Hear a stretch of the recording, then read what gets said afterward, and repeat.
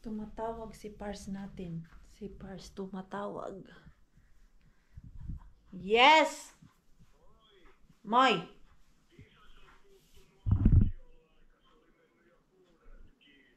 Onyo, se on kodelta kiinni.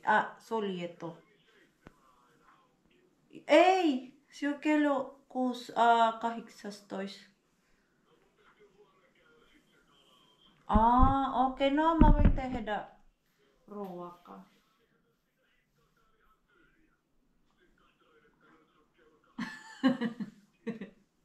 Okei, no ei oo, oletko tulossa kotiin?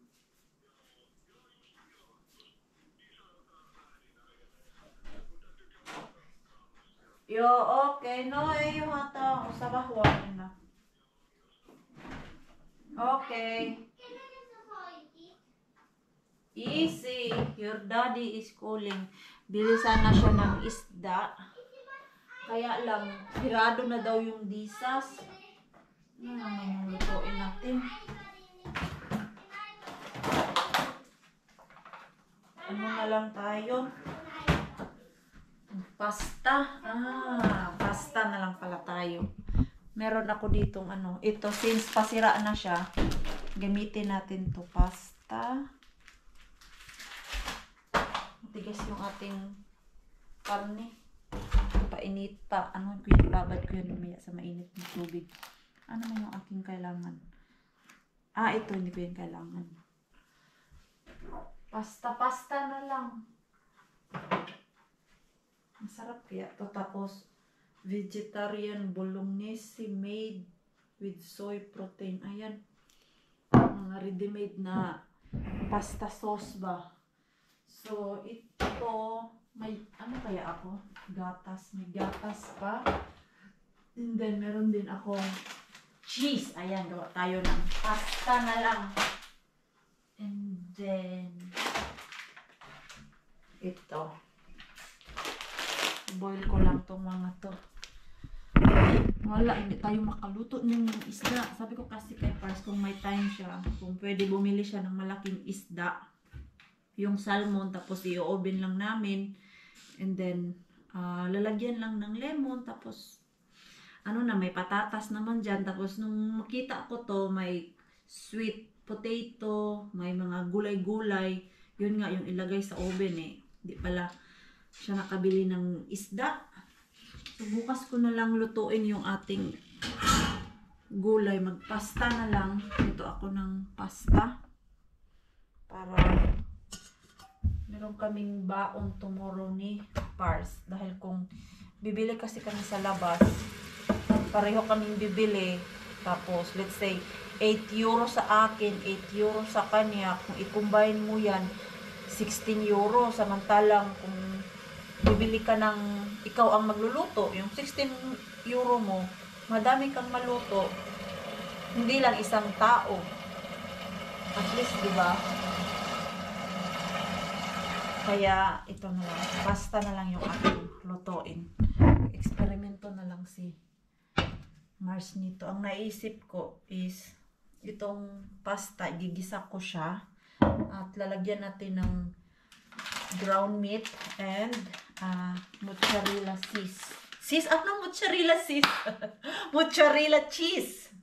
Sorry lang, sorry. Sorry lang na ano si Mars. Doon tayo sa malaking pot.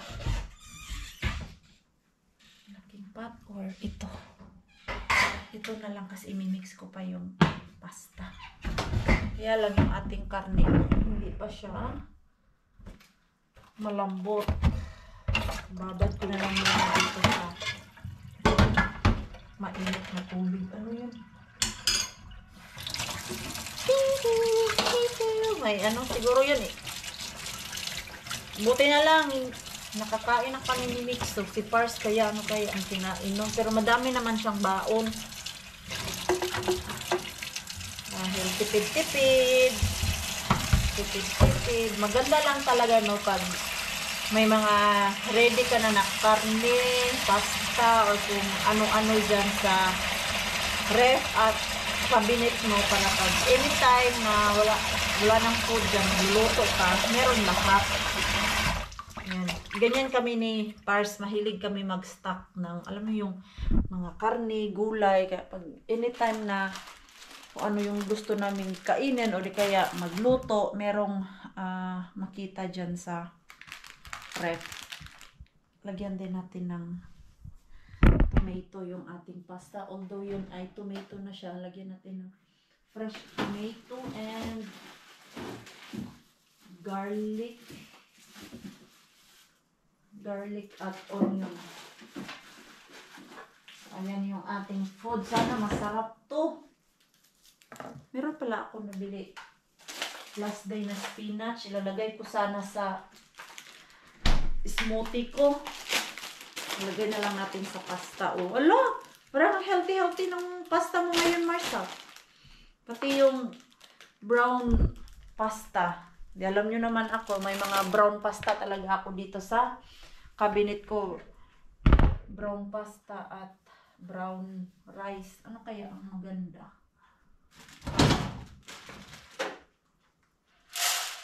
Brown ba ito? Puti. Parang brown ba siya? Ano man ang gagamitin ko? Nagaguluhan ako. Brown pasta. Ayun na lang. Ano ba kaibahan nito? Macaroni man to, di ba? Ito. Ano man to siya? Whole grain pinni. Ito naman, maliliit na macaroni. Ano magkaibahan nito? Kaibahan?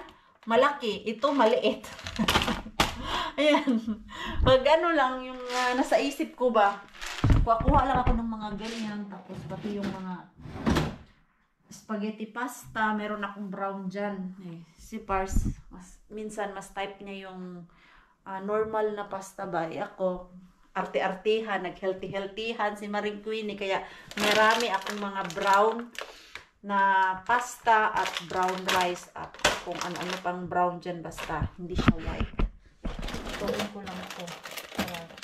Meron kaming food. Kailangan ko na magalaw-galaw. Kanina nag-upo-upo ako dyan ba? And then, nanood ako ng vlog ni Ivana Alawi. Tawa naman ako ng tawa. Yung kay Miss Catering, yung nag-collab sila. Nawala yung pagod. Kakatawa kanina dun. Sabi ni Mix, Mama, why you are laughing? Masaya lang yung mama mo, nak. Yan, hiwain natin tong hiwa tayo ng tomato. Gisa-gisa lang natin to. Experiment. Mahilig ako mag-experiment ng pagkain. Kasi hindi ko masyadong nilalagyan ng mga ano-ano dyan na unhealthy. Pag si Pars nagluto, Diyos ko kung ano-ano pinaglalagay niya. Masarap siya, pero ako, grabe, napaka-healthy. Like yung mga heavy cream, ganyan. Yan yung hilig niya. Ito, pwede ko naman to lagyan ng cream. May low-fat cream naman kami dyan. Ayan. Defrost ko nga itong karne dito sa microwave para mabilis. Ang sarap ng aking pasta. Masarap siya. Ito oh. Seuraava lasku niin sen laskutuskauden jälkeen, eli 3 kuukauden jälkeen. Tai ei kun 4 kuukauden, 4, 8, 12. Yung half kilo ko na pa sa aking niluto. Masyado palang madami. Sayang nito. Niin. Sit se on niinku Sisave ko na lang to for ano. Next na pasta na pagluto ko. Ang sarap.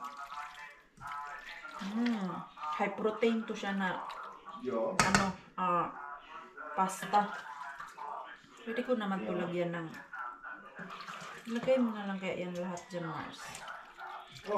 Kasi madami naman siyang sauce. Ang inahanuan ka lang kasi nabubury kasi ako pag na-dry na siya ba. Yung hindi na good siya mainit. Wala nang masadong sauce. Ayan, nilagyan mo na si Pars doon kasi gutom na daw siya.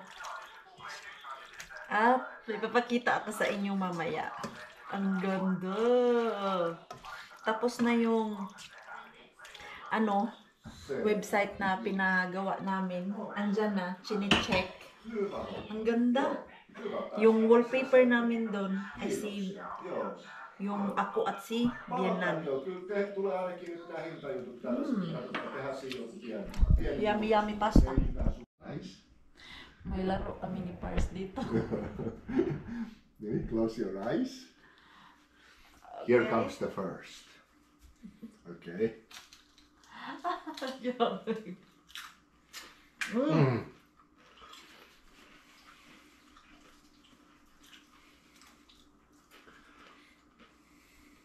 Okay. And then the second.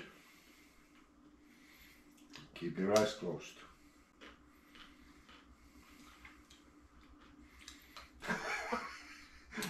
Okay, enough. No need. First, you eat. Sprinkles. Are you sure? Yeah. You can still change. Need for sprinkles. 50-50 chance. You guess.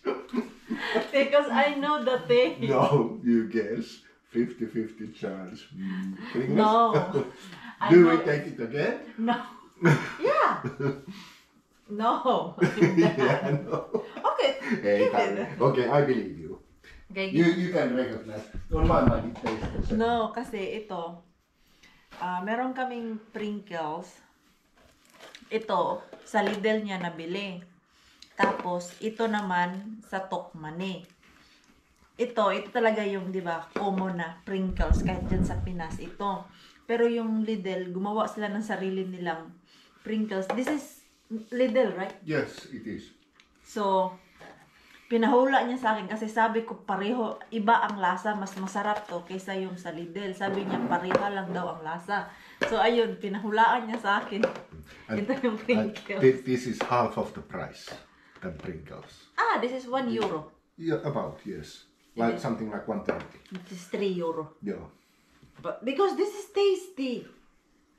Both, it's exact the same. I can't taste the difference. Oh, tita. Ay, ay. It's itchy my eyes. Allergic? Yeah. I took already medicine. Yeah. It's really itchy Yeah, not nice. here. Yeah. Oh, the pollen. Oh, Mikä? that pollen. Pollen. Pollen from the tree. Ah, joo. No, siitä pöly. Ah, grabe ang sakit. Joo. Oh. So, ayun yung ano namin ni Pars. Guess. Natawa ako sa kanya. You passed the test. Yeah, because you really thought that I don't know that different, ha? Tita, put some of it to freezer. Go. Freezer. It's still soft. Joo, it is. Yung mga tinapay. Because Mikso wants something. That's why I look from there. Yeah, nag-workout ako pero dito lang sa bahay kasi ano lang naman, abs workout. Hindi na kailangan ng dumbbell. Meron naman akong dumbbell dyan kung gusto ko pero wala, ano lang ako yung more in floor lang ba without any dumbbells. Mga 50 minutes din ako kaya hindi ako nakapag-vlog. Luto ko lang yung pasta kanina. Ang sarap ng pasta na gustuhan ni Pars. After that ako ay nag-workout na. Sinix natin, tulog na yata o nagtulog-tulugan. 8:30 nasa bed na. Pero magda 9:30 na naririnig ko pa kanina. Ihi daw siya. Ipakita ko pala sa inyo yung ating website. Pero hindi pa siya yung totally. Tapos pa talaga, hindi pa siya na-publish. Pero ito, na ano na. Excited? It's really nice. Yeah. Me and IT. Yan. And you. Oh, wait. No.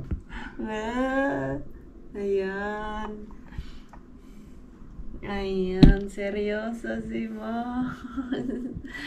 Big butt. Ayan. Pero hindi pa siya tapos talaga. finalize pa natin yung iba. Ito. Ayan. Yan yung zoom. It's really nice. It is. It is. Very Ayan. nice. Nice. Why did you not put my face? I did not take that picture with your face. Really? Don't you remember? I sent only that one. Unko. No, Yeah. I did. Yeah, Because I remember. we took only that like. Yo. Yeah. You said like, oh, only my hands. Only my hands. Yeah. Ang ganda. Ayan. So, Very nice. ayan, yan yung pangalan ng ating, yan yung pangalan ng aming website. Wala pa yan siya. Sinearch ko kanina, no, pagsabing, I did search, but No, not yet. It's not yet. Published. The guy said that it takes 2 to 3 weeks. Then it's that Google engine. Then you can find it. Not yet. Not yet now. Not yet. It's not yet. So we really need to finalize it Yeah. now. All those details, the price, and what's that? Information ba? So, ang ganda lang. Kinilig kami kanina ni Pars. Alam mo yun, kahit ganun lang siya, nakakakilig. So, kailangan namin gumawa ulit Nice ng one. Facebook page. Yes, it's really nice. It is. So, matagal-tagal pa pala siya kasi 3 weeks and then gaano pa tayo gawa ulit ng flyers kasi yung una kong gawa hindi nga siya acceptable yung unang name ng company. So, ayun. Yun ang ating pangalan ngayon. Sivos Palvelo Pesonin. So, nakakatuwa lang siya, di ba? At least may improvement na yung cleaning business namin ni Pars. Pa, konti-konti lang. Hindi naman tayo nagmamadali. Ano lang, step by step tayo. So, ayun. Nagawa na natin yung website. Hindi para madali gumawa ng website. Tinanong ko si Kuya Brian kung alam niya paano gumawa ng website ba. Yung gaya nun. Kailangan pa pala yun pag-aralan, hindi pala yun siya basta-basta na, alam mo yun na kahit IT ka na, ay alam mo paano gawin. Iba pala yun, kasi iba't ibang major ba. Now, got it. So, at least meron kaming nakita. So, ang bayad niyan is monthly siya. Una, hindi sana namin yan kukunin kasi ang plan namin is yung one time siya na lagay ba at one time bayad.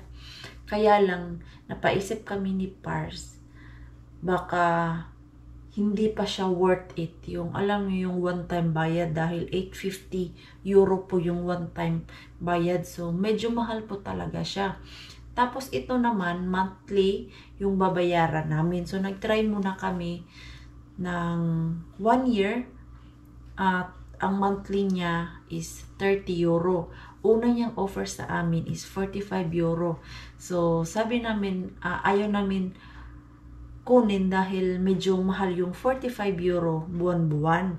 So, after 3 days, tumawag ulit yung lalaki, yung nag-offer sa amin. Sabi niya, okay, 30 euro na lang po para sa inyo. So, ayun, nag-grab namin ni Par. Sabi namin na, itry muna natin yung sa website kung papatok ba talaga na may tumawag. Ano yung makita yung site namin doon sa Google pag may nag-search ng cleaning company pag kailangan nila.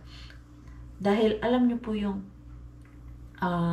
si Marjorie, yung nagbabantay ng bata na si Elias, dati yung amo niya, lumipat sila ng bahay dyan malapit sa amin.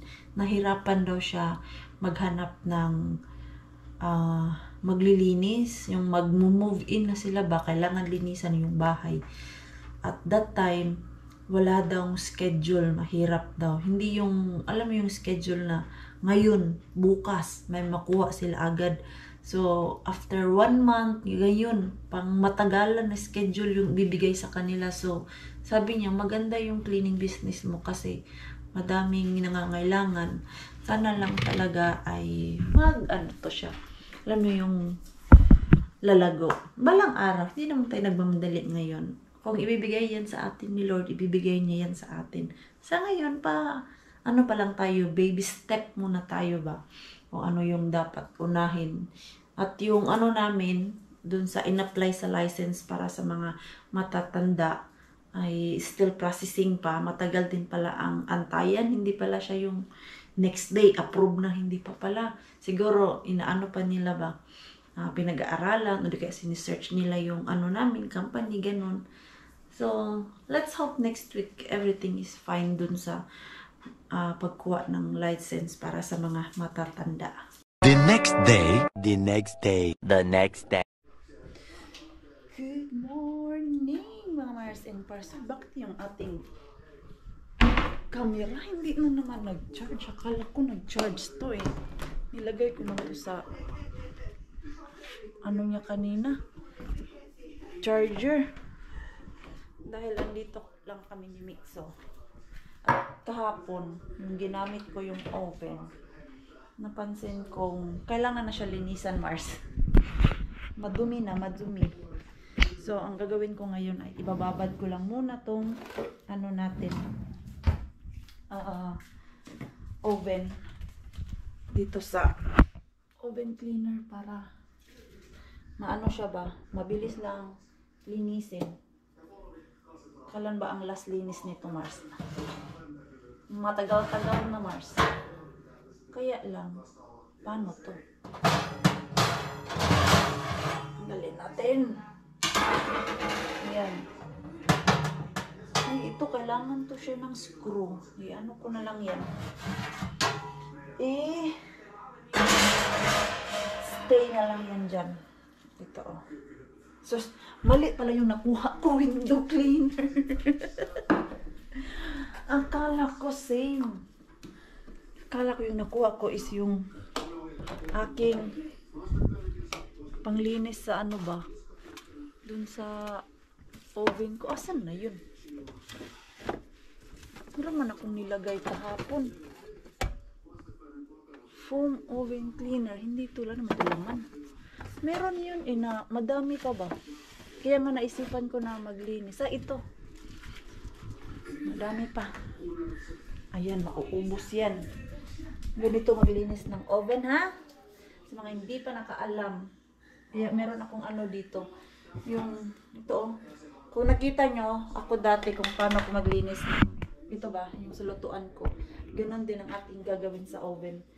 Binababad ko muna dito. Tapos, lalagyan ko siya ng cling or food wrap para ma-stay talaga yung foam niya dyan. Dahil ito ay medyo matapang. Magkakabar ako ng mouth. Ayan. Para malinis yung ating oven. Hindi na ito masyadong nagagamit. Kaya parang nakalawang na dito. Mula nung meron na kaming air fryer, hindi na ito masyado nagagamit. Nagagamit na lang ito pag malakihang, ano talaga, madamihang luto. Hindi na kasya dyan sa oven. Ayan. Ayan na yung aking oven. Ayan. Nakabalot na ng cling wrap or yung food wrap para pag yung ano niya, yung foam, na melt yan. Hindi siya yung andito lang lahat sa baba. Pag ganyan, medyo wet pa siya ba? Ayan o. Pag nakakover kasi yung lilinisan mo na ganito, yung wet niya ay magsistay. Dahil naka-cover yung area. Ayan. Hayaan ko lang yan dyan. Ayan. Dyan lang. Tignan nyo o. Uy, Diyos ko po, ang dumi. Ang dumi-dumi. Matagal na tong dinagamit. So, ayan. Linis-linis time. Yan yung tricky pag hindi mo ginagamit yung oven mo. Nakakalimutan. Tapos kanina, nagtayo-tayo ako dito. Ay, naku, kailangan na linisan yung oven. Kasi yung nag-bake ako ng tinapay dyan. At isang buwan yata yan hindi nagamit. Ang last bake is, walang ba yun? Basta matagal na yun. Yung si Pars yata ang nag-bake dyan. yung dinala namin doon sa summer cabin. So, ito, ngayon ay ready na siya.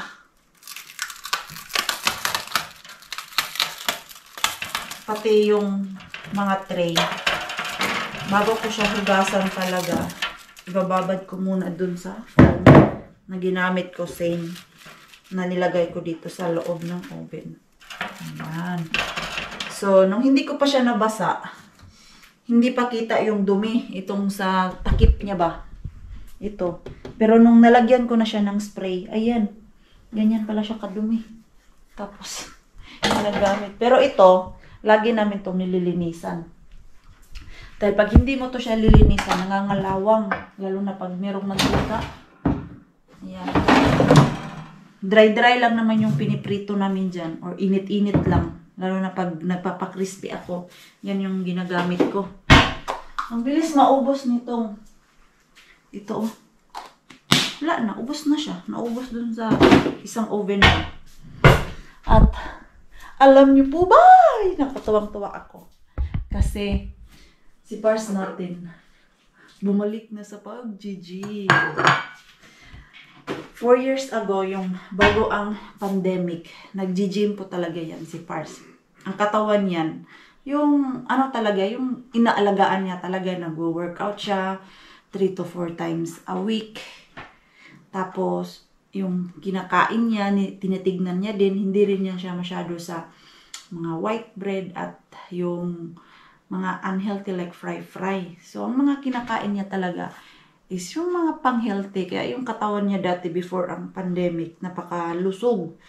May muscle pa yan siya. Tapos, hindi siya yung, alam mo yung, maano yung katawan niya, mapayat. Tapos yung dito niya, mataba na ngayon. Pero dati, hindi yan ganyan. Kasi nag-gym po yan siya. Natigil lang dahil sa pandemic. Nung nag-close ang gym, walang mapuntahan. So, nawalan siya ng gana mag-gym ulit. Alam nyo naman, basta mag-umpisa ka, napakahirap. Parang ang bigat-bigat sa katawan. Mag-workout, mag-diet, kasi yung craving mo andyan.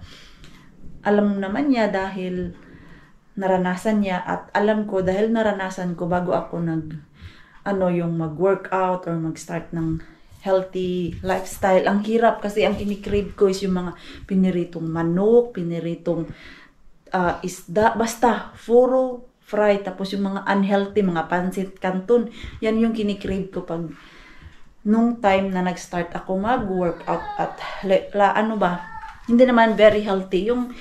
Hindi naman healthy yung kinakain namin. Yung healthy lifestyle lang, yung iwas-iwas sa mga mamantika, ganun. So, nahirapan talaga yung mga craving ko. Grabe, meron pa time na nag-crave ako ng lumpia. Pero ngayon ay graduate na si Maring Queenie sa ganyan.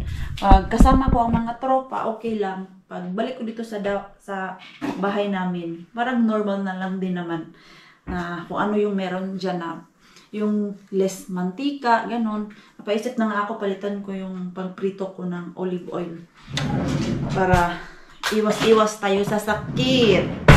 At ayun nga, natuwa ako dahil pangatlong araw na ni Pars na nag-workout, tapos tinitignan niya na yung kanyang kinakain. Hindi pwedeng magbawas ng carbs once na nag-gym po kayo. Kasi yung muscle natin, kailangan mo yan pakainin para mag-grow siya at para malabas yung taba sa ating katawan, which is what I'm doing.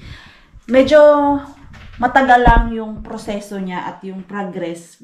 Kita nyo naman po, last year yung ginawa ko from August na nag-limit talaga ako sa mga kinakain ko. Hindi na ako masyadong kumakain ng white bread at white rice. Yung pag nasa labas with friends. Pero pag dito sa loob, brown rice, brown bread kami. Kahit pasta, brown pasta yung kinakain ko. Kasi importante po yung carbs. Lalo na pag nag-workout ka talaga.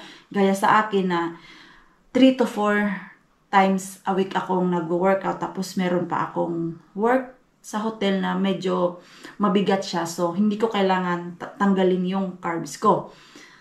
At after mo mag-gym, pakainin mo yung muscle mo para mag-grow siya ba. Yung ko talaga, experience ko. 4 years, 7 years ago, dumating ako nga sa Finland, mataba po talaga ako. Pero, nung dalaga ako, sobrang payat ko. Tumaba lang si Maring Queenie nung nag-graduate ng high school, tapos yung may trabaho na kain ng kain, Jollibee, nasa kapitbahay lang, o di, nanaba si Maring Queenie. Pero nung pumunta ako dito, change ko yung life ko. So, ang ginawa ko that time, hindi ako kumakain ng carbs. Yung walang rice, walang bread, kung ano-anong carbs pa yan na mabigat sa tiyan ba. Na akala ko dati is yun yung nakakasira at nakakataba sa atin. So, yung workout ko dati is puro lang siya cardio, tapos konting yung buhat-buhat, ganun lang. Hindi ko nga kaya magbuhat ng 5 kilos, nabibigatan na ako dati. Dahil wala nga akong carbs, ang kinakain ko lang is vegetable, fruits, and ulam, yung protein, yun lang. Na bawasan ako ng timbang from 60 kilos, nag 50 kilos po talaga ako within 6 months. Mabilis yung progress niya dahil yung workout ko is cardio everyday, Monday to Friday po ako nag-workout dati. Ang kinakain ko is titignan ko din, walang carbs po talaga. Pero ang katawan ko, maliit ako, pero may taba pa ba? At wala akong energy or yung magbuhat ng mabibigat, wala akong lakas nun. Kasi ang goal ko lang dati is pumayat, girl. So, pumayat naman si Maring Queenie nyo. At ngayon, last year, na inumpisahan ko yung nagbasa talaga ako ba ano yung kaibahan ng cardio at yung strength training. So, ayun, naintindihan ko. Pag strength training kayo, magpunta ka ng gym at yung magbubuhat ka talaga, kailangan mo kumain ng proper food. Merong carbs, merong fats, at andyan yung protein mo. So, ayun, ginawa ko naman siya. Mag-change ako ng food from white rice, lahat ng white. Pinalit ko siya sa brown at merong vegetable, kompleto, may fats at merong protein. Kita nyo naman po last year na pumayat talaga si Maring Queenie nyo na from 65, naging 60 na lang yata ako, 59, minsan 59. Nung before kami nagpunta ng Pilipinas, 59 ako. Tapos, dahil yung workout ko nga is, nagbubuhat talaga ako. Ngayon, kaya ko nang magbuhat ng 5 kilos yung sa upper body ko na workout ba, kayang-kaya ko na. Di gaya nung 7 years ago na hindi ko talaga kaya yung 5 kilo. Ngayon, kaya ko na. So, isipin mo 5 kilo o may 10 kilos kang inaalsa. Tapos, minsan sa legs, kaya ko na mag-alsa ng 70 kilos pag nag-workout talaga ako.